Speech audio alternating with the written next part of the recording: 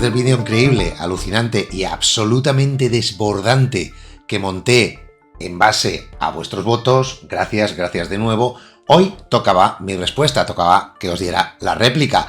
Así que cogí el guante, cogí el testigo y confieso que ha sido un ejercicio de auténtica arqueología literaria. Ha sido devastador, doloroso, o sea, me lo habéis hecho currar, de verdad. Pero bueno, me encantan los retos, así que nada, ningún problema en desempolvar alfombras de memoria para acordarme de títulos que me marcaron de una u otra manera. Y además vamos a encontrar mucha variedad en este vídeo de hoy. Porque no era solo cuestión de elegir así al tuntún, ¿no? De cosas que hubiera leído, que me hubieran impactado, sino también de descartar otras, no solamente nombradas por vosotros, sino cribar un poquito, ¿no? Entre separar el grano de la paja. Y creo que al final he conseguido no repetir títulos, ni nada. Y al final ha quedado algo chulo. Así que vamos con este encaje de bolillo literario en toda regla. Pero antes, perdóname un momentito porque quería comentarte una cosita sobre mi novela Captación, que ya está en Kindle.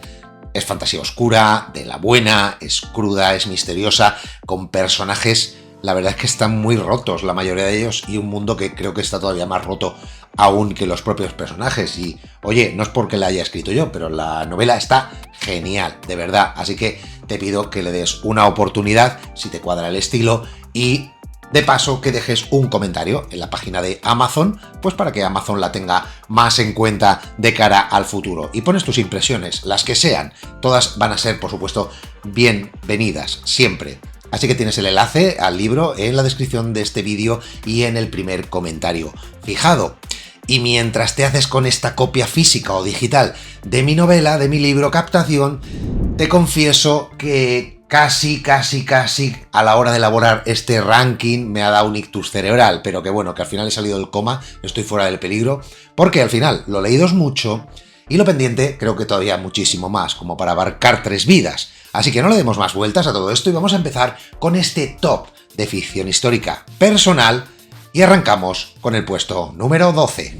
Arrancamos este top con fuerza, con energía, con un auténtico monstruo como esa Azteca de Gary Jennings.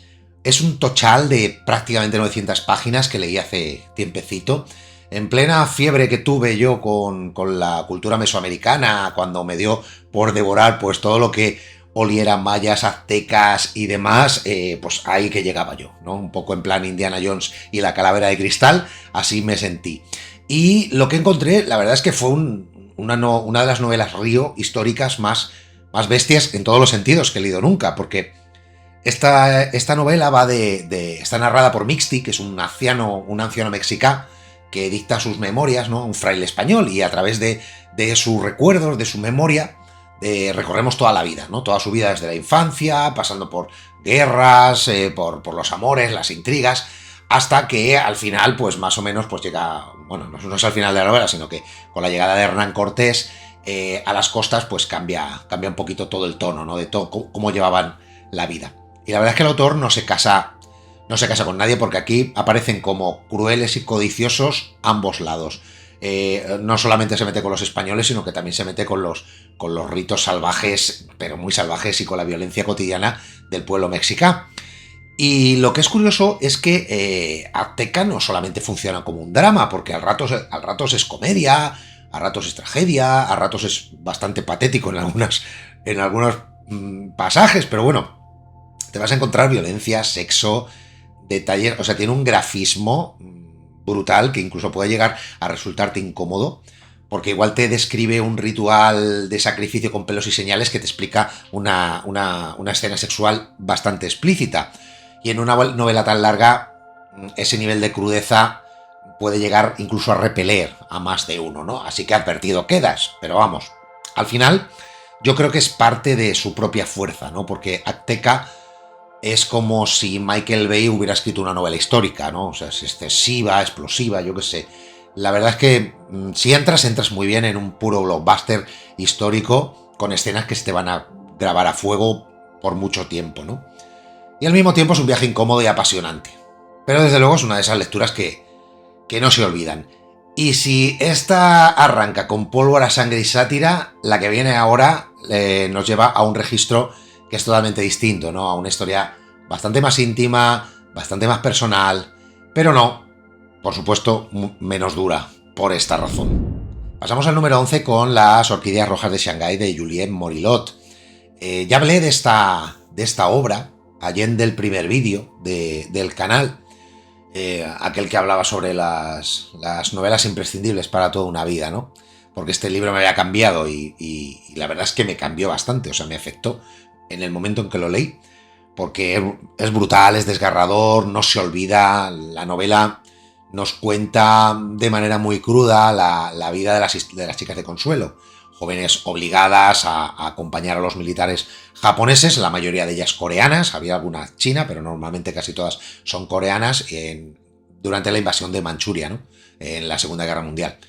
Y Morilot no se anda con filtros, no se anda con tonterías, y aunque al principio la historia arranca un poquito despacio, pero luego en cuanto coge calor, coge demasiado calor, ¿no? Y te mete de lleno en esa sensación de voyerismo incómodo que todos tenemos, ¿no? Esa atracción, casi compulsión morbosa por asomarnos al dolor ajeno, ¿no? Como mirarlo a través de una mirilla, es lo que hay. Es un libro hipnótico dentro de lo terrible que es, porque yo creo que se emparenta con ese tipo de novelas, con esa escuela de novelas que te dejan roto, como La chica de al lado de Ketchum y cosas así, ¿no? Que te sacuden bien fuerte, que te hacen preguntarte por qué el ser humano a veces es tan malo con el propio ser humano, ¿no? Cómo podemos cruzar tantas líneas rojas, ¿no? Y esta novela te lo da con una escritura sobria que no te deja respirar y que te resulta bastante incómodo. Y tal vez Morilot no se haya prodigado demasiado en las tareas literarias, pero bueno, aquí queda esta obra, queda este testimonio que dejó, demoledor, un libro que literal te revienta por dentro. No te va a dejar indiferente para nada. Pero si aquí nos enfrentamos al horror humano más descarnado que existe, el que viene ahora, el siguiente puesto nos lleva a un relato distinto, diferente, más atmosférico, digamos, donde lo que pesa no es tanto la sangre ni el dolor explícito, sino probablemente esa sensación de descenso a un abismo de sombras que no se termina. En el puesto número 10 vamos a encontrar, de mi lista personal, El corazón de las tinieblas de Joseph Conrad. Y ya de entrada te tengo que decir, hay que decirlo bien alto, lo que significa que un nativo polaco escriba una de las novelas más influyentes de la lengua inglesa, ¿no? Tiene curioso el aspecto polaco con esloveno o algo así, era su origen. Y además lo hace mientras navega en un barco, porque era marino, y hace que Conrad se convierta en un autor prácticamente único. Esta novela arranca como una simple historia de colonialismo, en principio, con el capitán Marlowe, que remonta un río en África en busca de Kurt, que es un comerciante de marfil que está perdido en la selva. Pero poco a poco vas comprendiendo que esto no es ni mucho menos un relato de aventuras al uso, ¿no? De el Dr. Livingstone, supongo, ni nada de eso, ni un informe colonial, ni nada, sino es otra cosa, es un descenso a los infiernos, es un viaje hacia el horror, hacia la locura, hacia lo que somos capaces de hacernos los humanos. Acabamos de hablar de ello con la novela anterior, cuando no tenemos ni frenos ni leyes que nos contengan. Y esto en la novela histórica aparece mucho. Y Conrad consigue algo que es realmente difícil, que es que la tensión vaya increciendo desde el principio y que no pare nunca, siempre va hacia arriba, hasta que desemboca en un clímax final que es bastante ambiguo, bastante inquietante, incluso que te deja con una sensación muy chunga, ¿no? Muy de vacío y de desasosiego, porque vienes de arrastrar una atmósfera muy opresiva, ¿no? Que prácticamente puedes sentir el calor, un calor húmedo y pegajoso, ¿no? Que se te pega de la misma selva, con su silencio, con su amenaza constante respirándote en la nuca.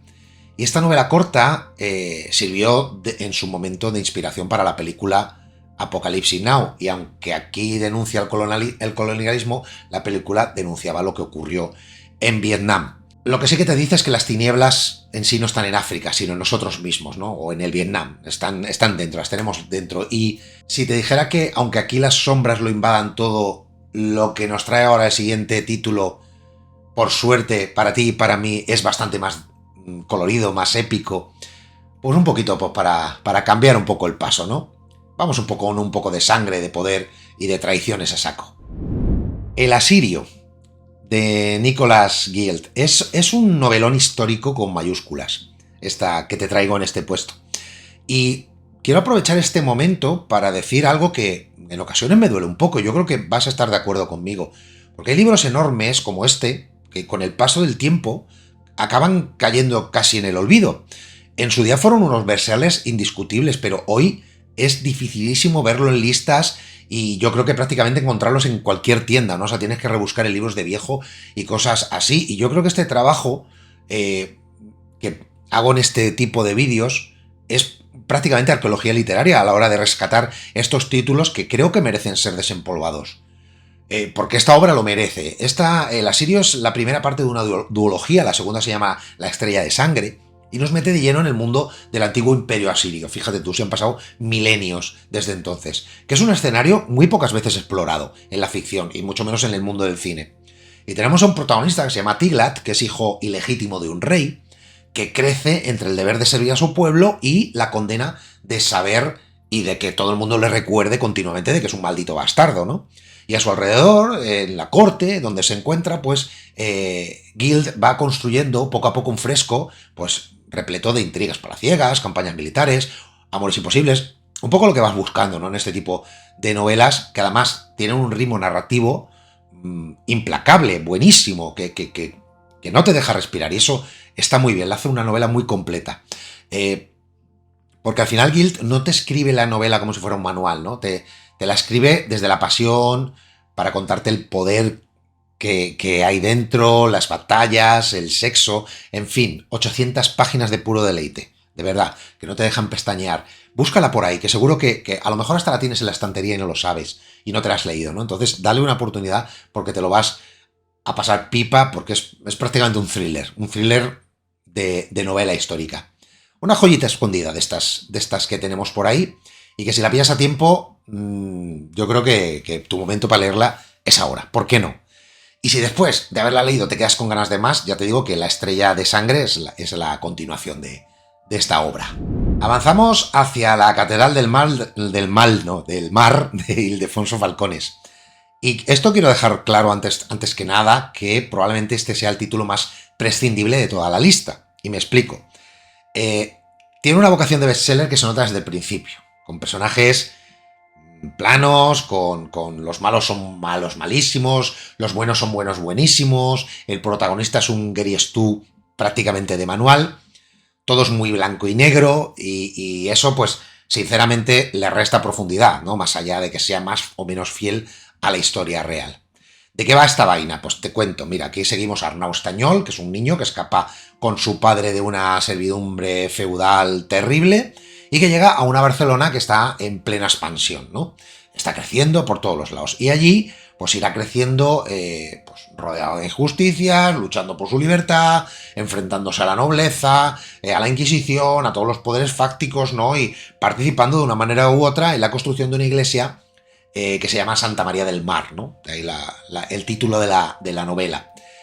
Y entre medias, pues vamos a encontrar esclavitud, ascenso social, venganzas, o sea, un poco todo lo que le vas a pedir a un tipo de novela de este tipo, y además con giros de guión a cascoporro, ¿no?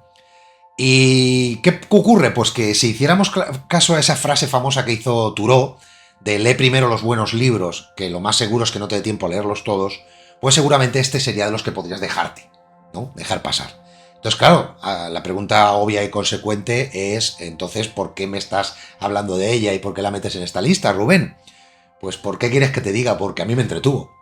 Es un placer culpable para mí, me lo pasé bien. Me divertí, aprendí algunas cosillas sobre los bastaixos y sobre la Barcelona medieval, algún que otro hecho histórico, el problema con las juderías y todo esto. Y es una lectura, pues, palomitera que yo que sé, que se asemeja un poco cuando te tragas una peli de tontorrona en la tele un domingo al mediodía, no lo sé. Sabes que no te va a cambiar la vida, pero en ese momento pues te apetece, ¿no? Y a veces pues la literatura también nos tiene que dar esto, ¿no?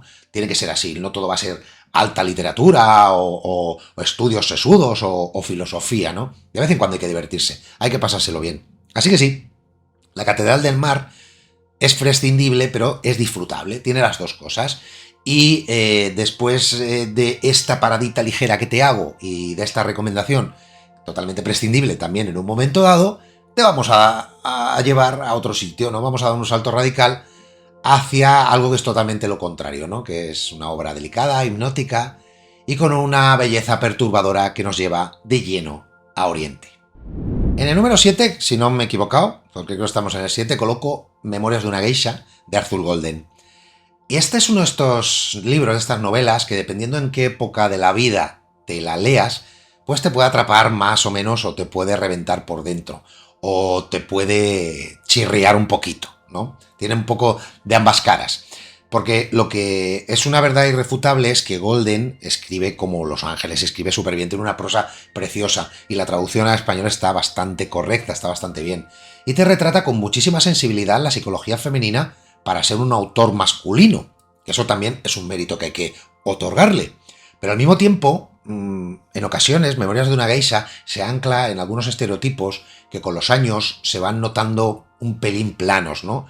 Y cuando maduras, cuando creces y evolucionas y le pegas un vistazo nuevo, te das cuenta de que los personajes pues ya no son tan complejos como te habían parecido, ¿no?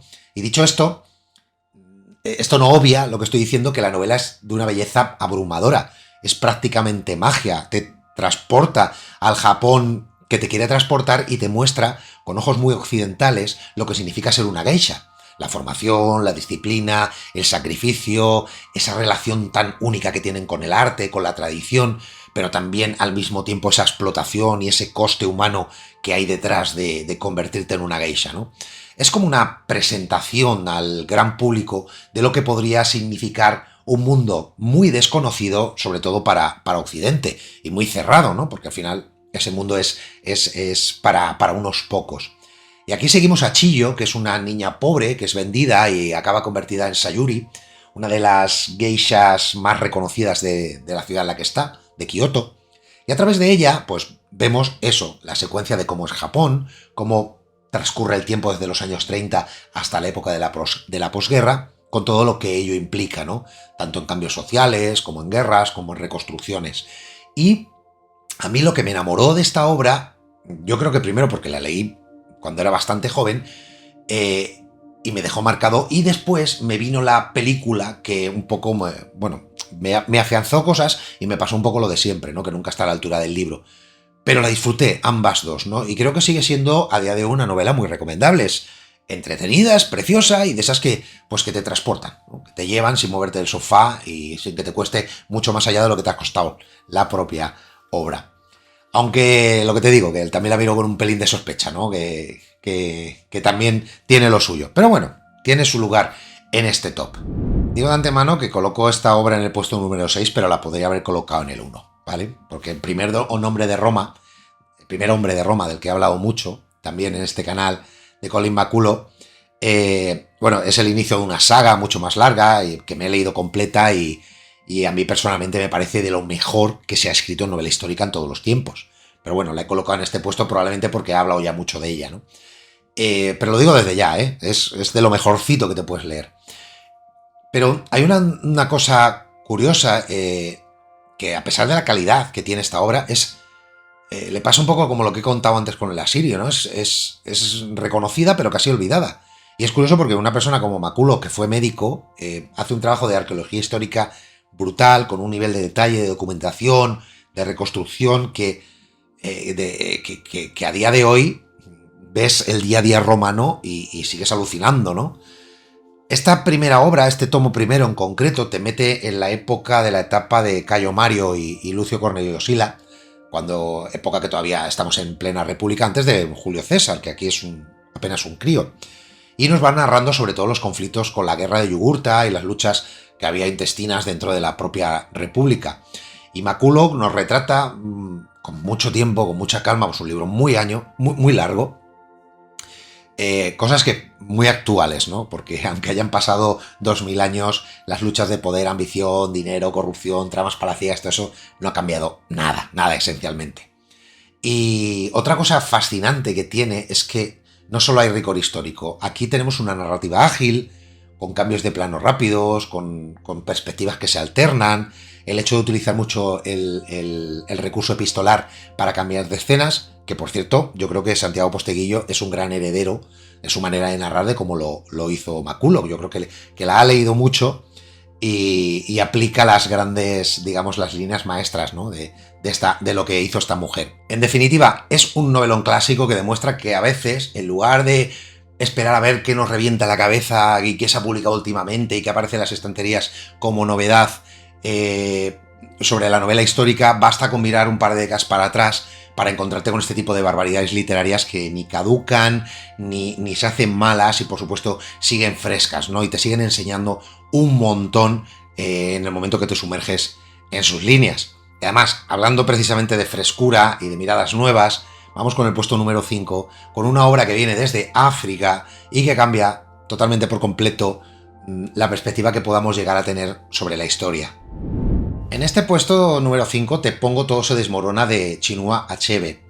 Y aquí lo primero, antes de entrar en batalla, me gustaría destacarte que esta frescura de historia nos ayuda a salirnos de la historia clásica, ¿no? No estamos en Roma, no estamos en la Europa medieval, ni en la conquista de América, nos vamos directamente a África, ¿no? A un continente que, salvo para contar safaris o miserias coloniales, casi nunca aparece en la ficción histórica, o muy poco, o si aparece, se vuelve muy poco relevante. Y Achebe hace un trabajo brillante en esta novela, en este libro, que es el primero de la llamada trilogía africana que tiene escrita. Y lo que vemos es exactamente lo que anuncia en el título, o sea, cómo una civilización entera se desmorona bajo la presión del colonialismo británico, que está acechando y respirándole en la nuca a estos pueblos, ¿no? Cómo el modo de vida, esas tradiciones clásicas, esa cosmovisión completa que tienen del entorno, se va borrando hasta desaparecer de manera literal. Nuestro protagonista, que es Okongwu, que tiene, no sé si lo pronuncio bien, pero bueno, es más o menos así, es un hombre fuerte, respetado, que vive atado a los valores de su tribu, que no quiere parecerse en nada a su padre, al que prácticamente odia. Y a través de él asistimos a la llegada de los misioneros, al choque entre culturas, pero sobre todo asistimos al desgarro entre la modernidad y la tradición. La novela es una cuenta atrás, porque Achebe no idealiza nada, ni siquiera a su pueblo, ni a sus códigos estrictos, ni a la crueldad que viene de fuera, ¿no? Pero en todo momento te vas dando cuenta de que el tiempo se les acaba. Y que ese choque cultural brutal que va a ocurrir va a arrasar con todo. Y a mí personalmente lo que más me ha impresionado de este texto tiene un final, tiene un giro que te deja fatal. O sea, hacía mucho tiempo que no leía, y además como era totalmente inesperado, no voy a decir nada evidentemente para no arruinaros la experiencia, pero es uno de los cierres demoledores más potentes que he leído en los últimos tiempos, os lo digo en serio. Y encima he disfrutado mucho de la prosa de Achebe, que es directa, es fluida, prácticamente vives las imágenes en las letras, ¿no? Así que quiero reivindicar esta obra, este libro, para que nos acordemos de que África existe, de que tiene historia y no poca, aunque durante siglos, pues en fin, Occidente, incluso Oriente, se la haya querido cargar, ¿no? O ocultar. Así que darle una oportunidad a Todo se desmorona, porque es un recordatorio de que las voces necesitan de ser escuchadas. Y para voces escuchadas, otras que intentaron callar, bastante, además, de manera muy determinada. Así que vamos a ir ahora a Castilla, y una obra que tiene mucho que decir sobre la libertad de conciencia y sobre el precio de pensar diferente. Vamos a verla. Vamos con el número 4, con El hereje de Miguel Delibes. Y aquí te voy a ser muy sincero, muy franco. Probablemente esta sea la novela menos recomendable de toda esta lista que te estoy haciendo. Así que, pregunta obvia. Entonces, ¿por qué está tan arriba y por qué me estás hablando de ella? Pues mira, te lo voy a decir, porque yo soy de Valladolid y Delibes era vallisoletano, compartimos la misma cuna de nacimiento y crecí, pues, rodeado de su sombra, ¿no? En Valladolid todo es Delibes, todas las calles, los colegios, todos son homenajes, en fin, así que era de ley, era como un deber que yo tenía el meterlo aquí, pero no solo por ser Delibes, sino también por el texto del que vamos a hablar, ¿no? Y además es un maestro del lenguaje, un maestro de la literatura, que duda cabe, y eso se nota en cada línea que lees.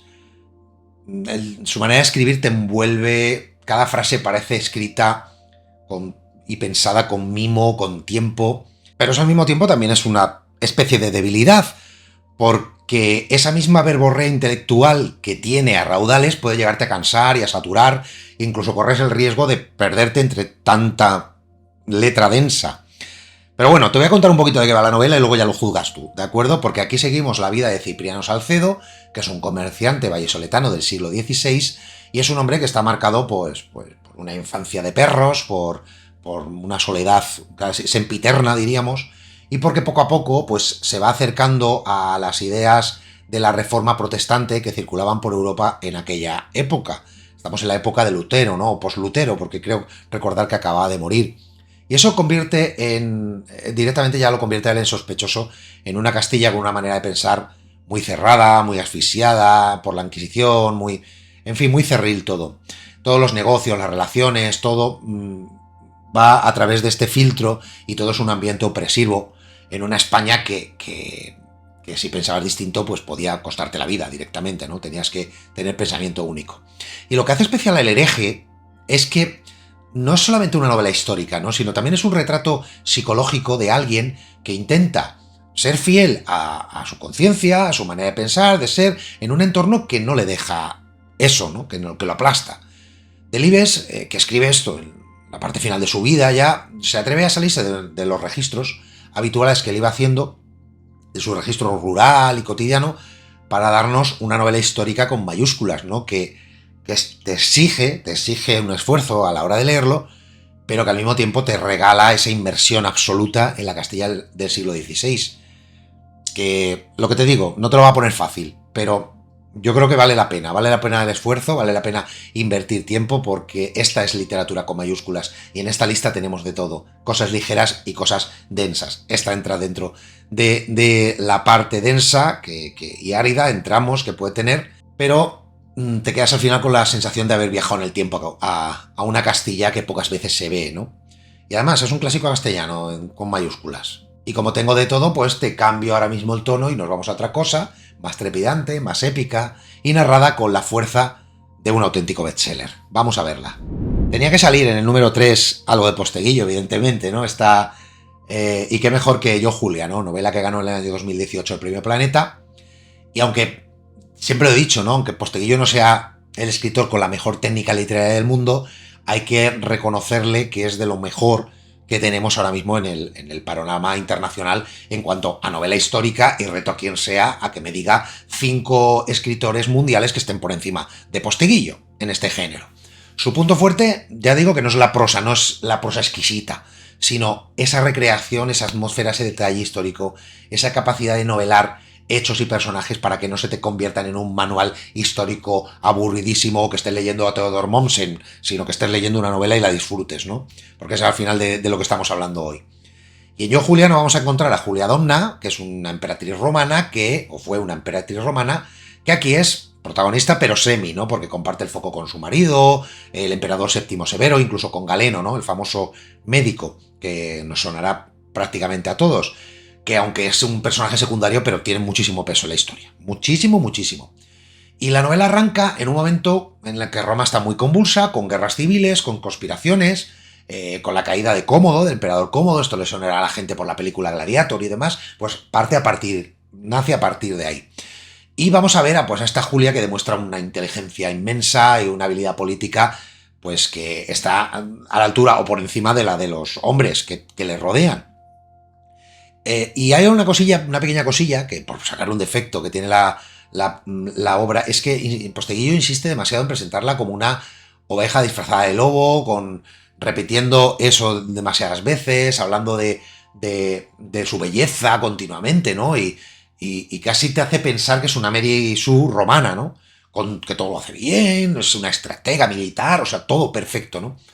Pero gracias a los dioses, nunca mejor dicho, Posteguillo escribió la segunda parte, que es Y Julia retó a los dioses. Y para mí funcionan las dos juntas, ¿no? Porque la primera te da una imagen de Julia que te la cambia en la segunda, ¿no? Y creo que cualquier persona debería leerlas las dos, para hacerse la visión global, porque a mí me cambió totalmente la perspectiva sobre ella. Así que podemos decir que es un bestseller histórico perfecto, épico, trepidante, con ritmo, con mucha claridad.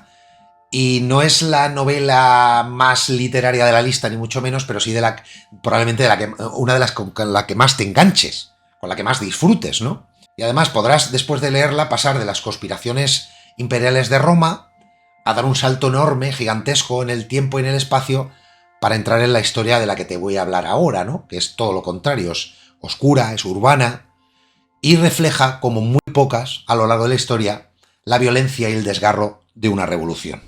En el número 2 tenemos Historia de dos ciudades de Charles Dickens. Estamos ya en la zona noble, ¿no? Puesto número 2, ya hemos llegado aquí, madre mía. Y este es uno de estos libros que nadie te va a recomendar. Nunca, nunca. Yo creo que junto con El hereje, este no te lo va a recomendar nadie. ¿Por qué? Porque Dickens es denso a la hora de escribir. Hace frases largas, se pasa poniendo adjetivos. A veces sus personajes parecen un folio, planos como pocos. Y yo creo que si ahora mismo alguien le llevara esta novela a un editor del siglo XXI, la dejaría en 150 o en 120 páginas, seguramente. O sea, le quitaría mucho, mucho. Pero al final es que es Dickens. Y cuando te dejas llevar, y un clásico es un clásico siempre por muchas razones, no por una nada más, cuando te dejas llevar, entonces entiendes cómo escribe Dickens, ¿no? Y te acomodas ahí. Y no es su mejor obra, yo creo que a lo mejor David Copperfield está por encima, por ejemplo. Pero es muy potente y es novela histórica, que es de lo que va el vídeo hoy.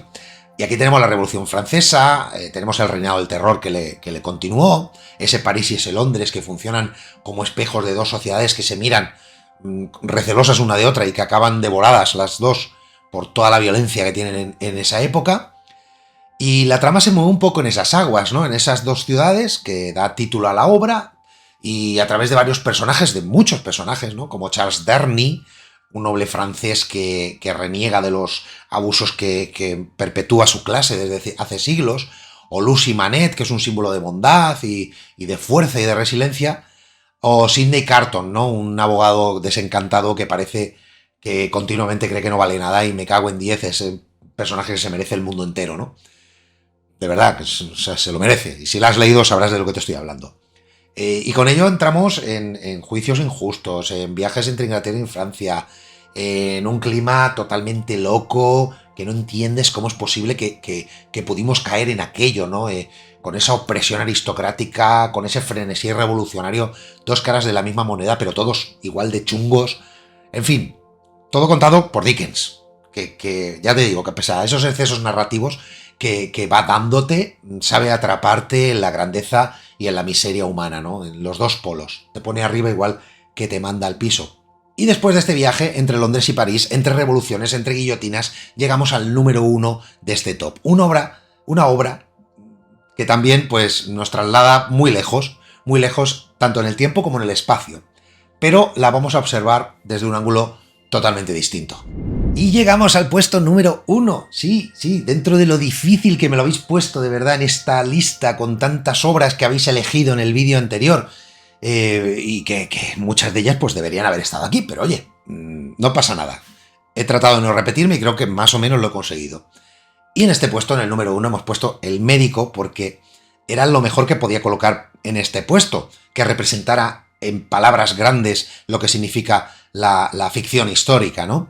Pero bueno, podía haber elegido cualquier otra, pero al final ha caído esta. Mira, y en líneas generales me parece que El médico de Noah Gordon es una obra increíble. Porque yo creo que Noah Gordon no es precisamente el autor más riguroso, ni mucho menos en lo histórico. Yo creo que se lo inventa, se inventa muchas cosas y tal, simplemente te enmarca, ¿no? El siglo XI.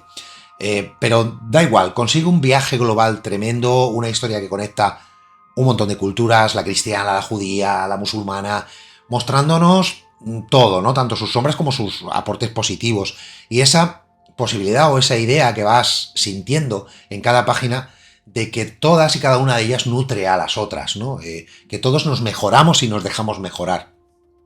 Y esta novela, que sigue a Rob Cole, ¿no? Un joven inglés del siglo XI, que empieza siendo un aprendiz de cirujano barbero y acaba lanzándose a una aventura monumental que lo lleva pues prácticamente desde la Inglaterra medieval hasta la Persia de Avicena, del grandísimo médico. Es un viaje que continuamente te recuerda a los de Marco Polo, incluso a los de Gulliver, ¿no? Pero sin tanta fantasía. Porque en estas páginas recorres medio mundo del pasado. Descubres lenguas, culturas, religiones, formas de entender la medicina. Y eso me encantó, me gustó mucho. Y especialmente esa visión que hay, y aquí me pongo un poquito más filosófico si quieres, porque tiene una visión muy estoica, ¿no? Muy kierkegaardiana, digamos, ¿no? Con ese sufrimiento como vía de crecimiento y con el hecho de no te quejes tanto, ¿no? La idea de que el esfuerzo y el sacrificio, pues de una u otra manera siempre acaban dando fruto. Pero eso lo compagina perfectamente con un entretenimiento puro, porque esto es un bestseller, y es un bestseller con mayúsculas, de los que te enganchan desde la primera página y no puedes soltar, ¿no? Y viajas desde tu sillón o desde la biblioteca, desde donde te la estés leyendo. Así que El médico al final es un gran exponente de este tipo de obras, de lectura lúdica, llamémoslo así, porque, como he comentado en otras ocasiones, pues no todo tiene que ser psicología o retratos hiperrealistas de la historia, ¿no? También necesitamos, pues, alimentar esa parte que nos hace soñar, que nos hace entretenernos, que nos hace reconfortar la imaginación. Y este título lo consigue, claro que sí. Por eso está en este puesto, por eso está en el número 1 de mi lista personal de novelas de ficción histórica.